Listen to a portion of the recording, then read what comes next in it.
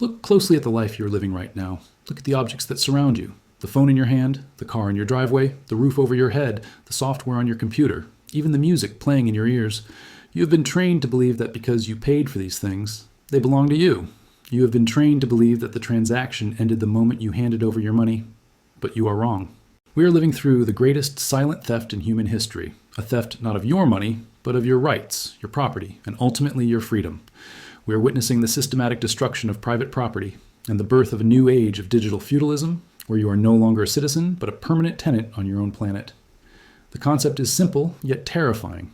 The global elite, the megacorporations, and the financial institutions have realized that selling you a product is a terrible business model for them.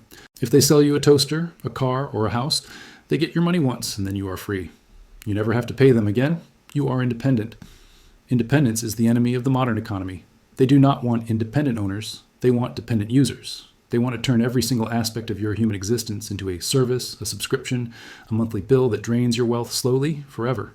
They have a vision for your future, a vision where you will own nothing, and they claim you will be happy. But the reality is that you will be powerless.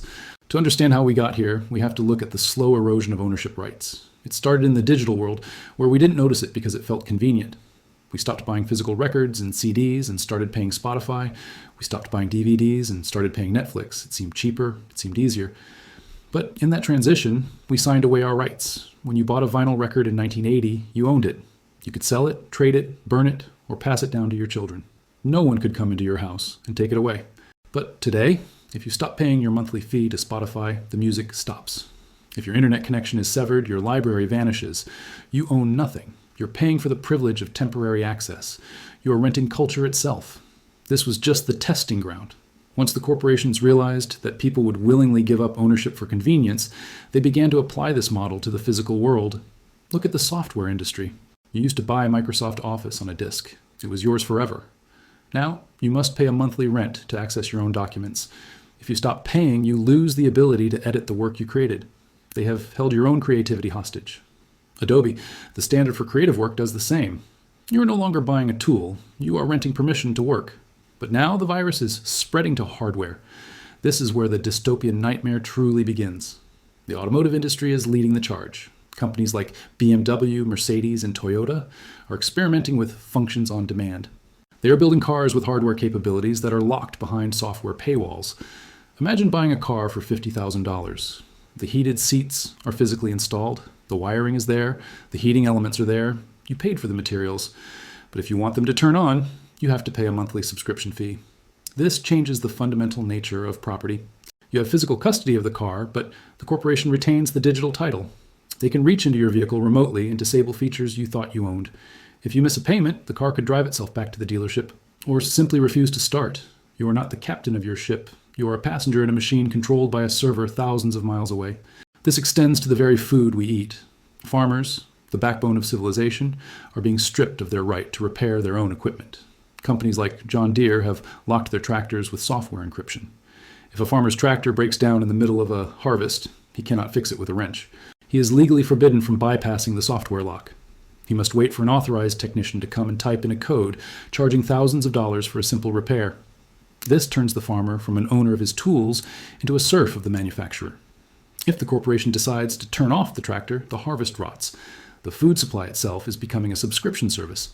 But the ultimate goal is not just your car or your computer. The ultimate goal is your home.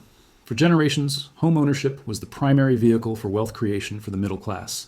It was the only way to escape the cycle of poverty. If you owned your home, you had a fortress. No matter how bad the economy got, you had shelter. But since the 2008 financial crash, Wall Street has declared war on the American homeowner. Giant investment firms like BlackRock, Vanguard, and State Street have been buying up single-family homes by the hundreds of thousands. They are entering suburban neighborhoods with billions of dollars in cash, outbidding regular families who need mortgages.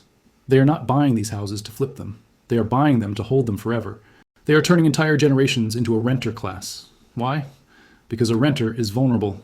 A renter has no equity. A renter builds no wealth. A renter is forced to work until the day they die just to keep a roof over their head. When these corporations own the majority of the housing supply, they become the lords of the land. They can set the rent to whatever price they desire. They can dictate the rules of how you live. This is the return of feudalism.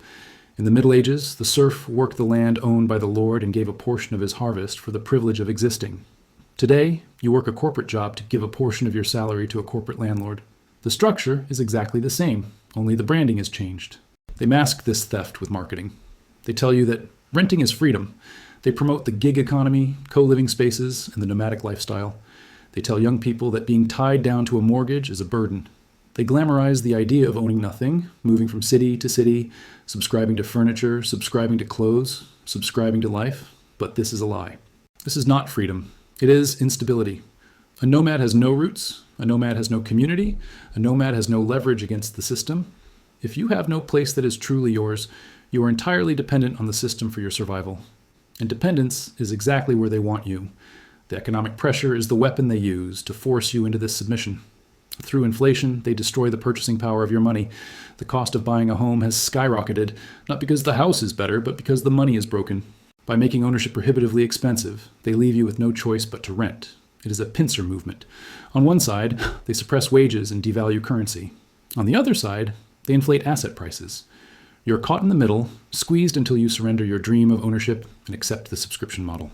And what happens when this model reaches its final form? We are moving towards a world of central bank digital currencies and digital IDs. In this world, your money is programmable. If the government or the corporation decides that you have consumed too much carbon, or you have supported the wrong political cause, or you have simply missed a payment, they can turn off your ability to transact. If you do not own your car, they can disable it. If you do not own your home, they can evict you electronically. If you do not own your money, they can starve you. The end of ownership is the end of privacy. When everything is a service, every interaction is tracked. They know what you watch, where you drive, what you eat, and how warm you keep your house. You are living in a glass panopticon where your existence is data to be mined and sold. This is not a conspiracy theory, it is a business plan. It is discussed openly at the World Economic Forum. It is written in the white papers of the world's largest banks. They call it the circular economy, or the sharing economy. They use buzzwords like sustainability and efficiency. They say that sharing resources is better for the planet. And while there is truth to resource management, the solution they propose is not for you to share with your neighbor, but for you to rent from a monopolist. They do not want a community sharing a lawnmower. They want a corporation renting a lawnmower to everyone and owning the lawnmower itself. It is the centralization of all physical assets into the hands of the few. The psychological impact of this shift is devastating. Ownership gives human beings a sense of responsibility and pride.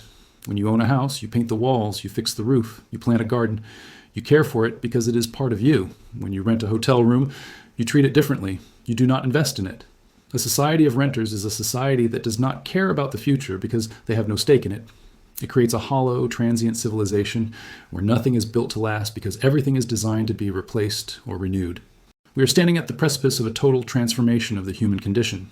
The separation between the haves and the have-nots is being cemented into a permanent caste system. The haves will own the AI, the algorithms, the land, the water, and the housing. The have-nots will own nothing, dependent entirely on the benevolence of the algorithm. But the future is not yet written. The system relies on your compliance. It relies on you choosing the easy path of convenience over the hard path of responsibility. It relies on you saying yes to the terms and conditions without reading them. The rebellion against this future is not fought in the streets, but in your financial decisions. It is fought by rejecting the subscription model where possible. It is fought by repairing your old car instead of leasing a new one. It is fought by saving in assets that cannot be debased like gold or Bitcoin instead of holding melting fiat currency. It is fought by supporting local farmers and businesses instead of global conglomerates. It is fought by prioritizing the acquisition of real, tangible property, no matter how small. You must realize that every time you buy a physical object, you are committing an act of rebellion. Every time you fix something yourself, you are asserting your independence. Every time you refuse to upgrade to the latest smart device that tracks you, you are reclaiming your privacy. Ownership is not just about material things.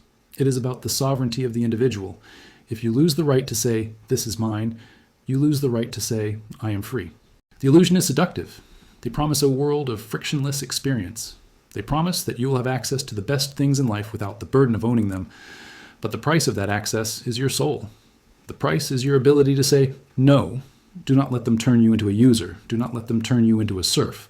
The era of ownership is under attack, but it is not dead yet. Hold on to what is yours. Guard it with your life. Because the moment you let go, you may never get it back. The clock is ticking. The "for rent" sign is being placed on the world. The question is, Will you sign the lease, or will you fight to own your destiny?